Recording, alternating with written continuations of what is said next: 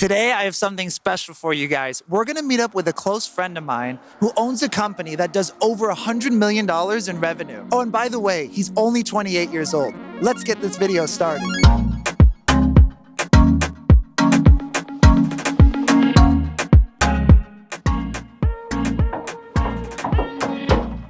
Justin, good to see you, man. Where's a good spot to do the interview? Maybe outside? Yeah, outside would be great. Okay. What do you do for work? So I'm the Chief Marketing Officer of Lumino.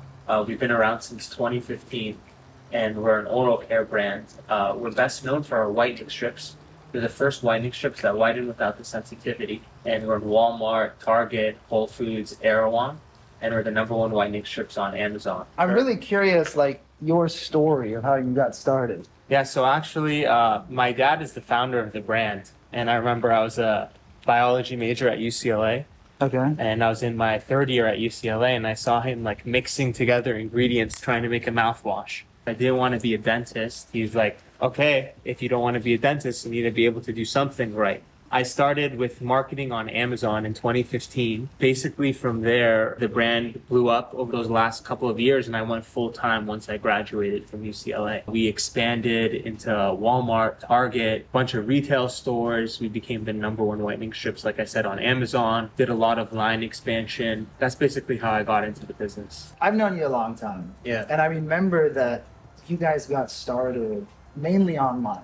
Yeah. You know, I remember you were looking to do Amazon and you were doing your own Shopify store. Yeah.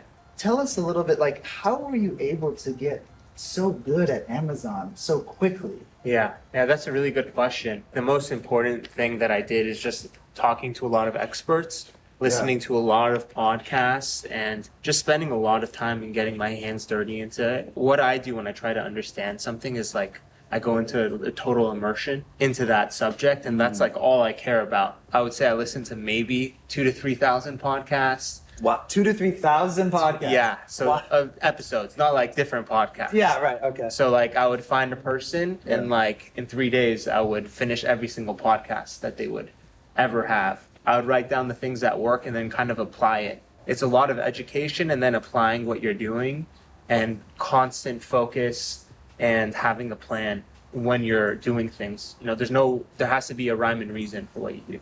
Your main business now is online, but also brick and mortar. So how were you able to make those connections to get into Target, Walmart? Yeah, so I can't really take the credit for that. Okay. So my dad always knew that oral care was mainly bought in retail, and he hired a really great salesperson, Brent, who is in charge of all of that, and I work with on a daily basis, but he's the one that really grinded that out. It's, you know, our category, there's like 3 main competitors, Colgate, Crest, and Listerine, that own like 90% of the market. Yeah. It's like I don't know, it's called a duopoly when it's 2, I'm not sure when it's 3. So it took a lot of time for us to get in there, but once we got our foot in there, we started getting sales, and we've been growing, and it's been really nice. What would you say is the biggest risk to being an entrepreneur?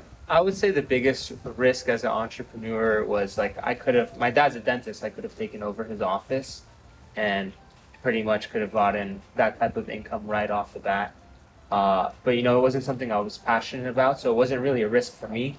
Objectively, like all my friends, cousins, aunts and uncles thought I was stupid, but like I'm getting the last laugh now. So one of the main things you learn along your journey? My dad has been my biggest mentor for sure. Really, like his relentless focus on something. So like if you're trying to do something and like what it takes to be great at something is like 10 times more effort than you would ever expect. Whatever I do, like whenever I'm like trying to learn a new subject, I go like way beyond anything you would ever imagine just to understand it as fast as possible. And then I think number 2 is strategy, and like fixing problems for people is the way to make money. It's not like you just put out a product and you put good marketing and it works out. Yeah. It's a lot more complicated than that. Yes. That you need to really solve a problem for someone, you need to offer good value.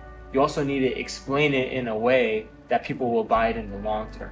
So a lot of brands and a lot of people like oversell and they can't deliver on it. And you can't really build a long-term brand like that. There's like a meeting point between like an offer and the actual product, and the marketing has to represent that. If somebody was starting from zero and wanted to make sales on Amazon, what would you say, and what does it take? So I would say the Amazon game has changed a lot. Yeah. It used to be that you can come out with a product and there's a lot of like gray hat ways, which is basically like loops around the Amazon system to get ranked, and then you would be able to get sales for a certain period of time and be profitable. Now I would say it's a lot more about building a brand, and you need to have like a marketing system outside of Amazon, along with having a really great product, just because you can't do like the review manipulation that a lot of people got away with. So like it's more of like you have to build a legitimate business, and like coming from a person that's built a legitimate business, like it's not going to happen overnight. It's going to take multiple years.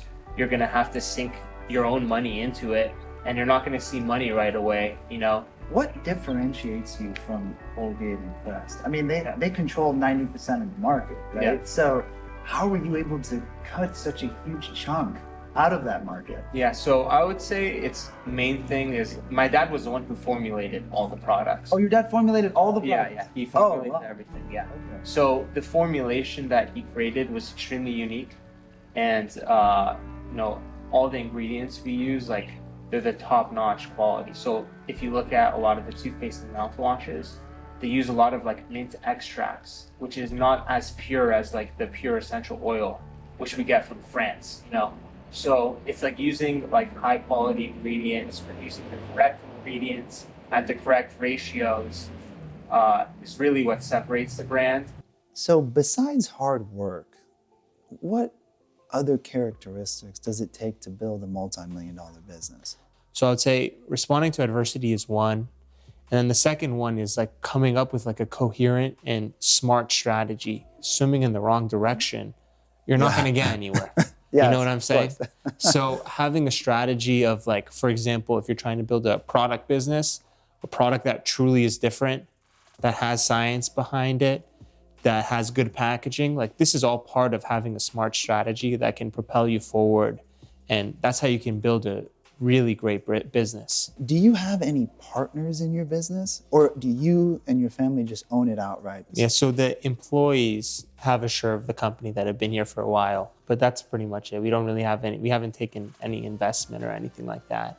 It's a completely self-funded business. Yeah, self-funded. Wow, yeah, that's amazing. And you give the employees an incentive then to work with you and to grow with you. Like if they do well, you do well, right? And how many employees do you guys have? So we're very interesting, where we should have a lot more employees than what we I actually would think do. you'd have a ton of employees. No, we only have 17 employees. We've outsourced to 6 different agencies. We have a 3PL. I would say like if we created a business where it was only like employees and no agencies, you would have like well over 100. But we've gone a different model where it's more of a lean model and putting the pressure on agencies to give us cost savings and everything like that. What's your infrastructure look like? I know you guys all work remote. Touch on that a little bit. Yeah, so we have a 3PL in Utah. That's where we make our toothpaste and mouthwash, and they kind of ship across the country. And then with Amazon, for example, you ship to one warehouse and they ship across. And same with Walmart and Target. They have so many what they call DCs. They kind of take care of it. So we're really just need one warehouse, maybe 2. How many brick and mortar stores are you in? I know you're in Walmart, Target, and all of them, but like total, how many? It's about 22,000 doors. 22,000. Yeah. I know you had a mentor coming up, you know, your dad, and you met different people, you followed different people on the social media to learn the Amazon game, right? Yeah. So for somebody watching and they maybe don't have a mentor, what advice would you have for them on finding a mentor? I think there's 2 ways to find a mentor. There's one that you can have like no relationship with, but you learn from them, which is like from listening to books that they write and podcasts, which is the route that I went for marketing.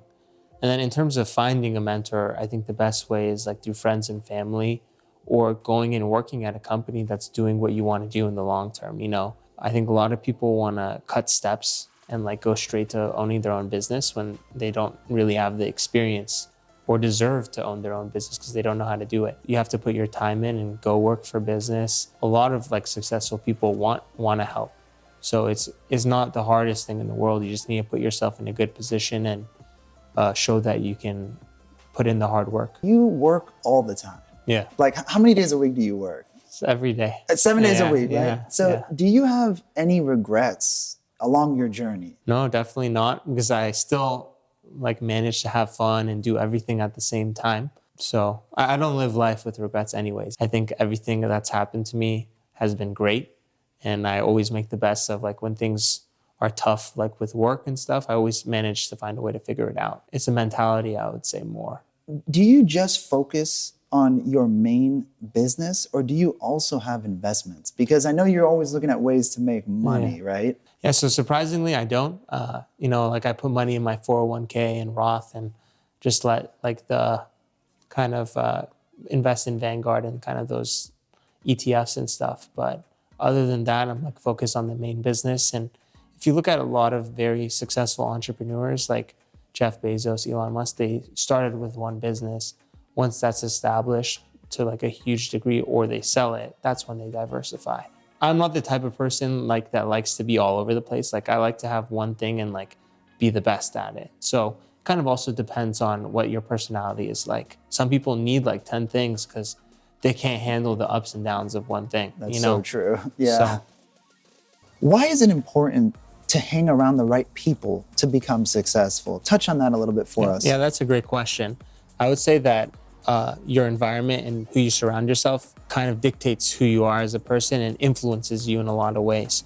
So if you're hanging around the right people, you're definitely more prone to doing the things that you want to do. And, when you're hanging around people that you don't have the same goals and purposes with, you're going to end up doing a lot of things that you don't want to do. So it's important to really put yourself in the right position, and your friends, family, and like people you look up to are like those people that are the most important. How do you deal with distractions, man? I mean, you're so young, like 28 years old. I'm sure like we've talked about, going out on dates and stuff. Yeah. Like, how do you maintain such a strong focus? One of the things that I focus on is like purpose and what are my goals. Whenever I feel like I'm getting distracted, I kind of think about like, what was my purpose of what I want to do with my business and what I want to do with my life? And does it really align with my purpose? Does it not? And I kind of make my decisions based off of that.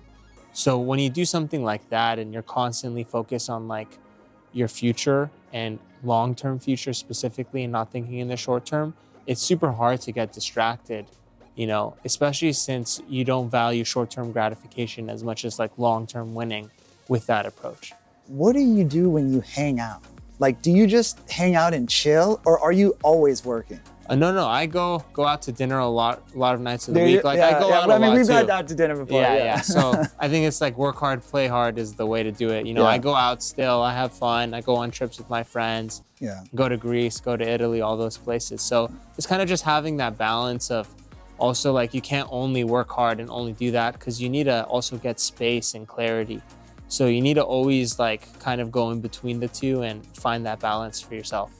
Where was the craziest place you've traveled to so far? Or a place that you'd recommend to travel to? I would say Mykonos is great. This is kind of for me, but yeah. Mykonos? Yeah, okay, that's I went with my friends this summer. It was great. We went there for a week. Was it the girls? Girls, food, money, everything was great. Okay, Mykonos. Yeah. Put that on the list, Arthur. 100%.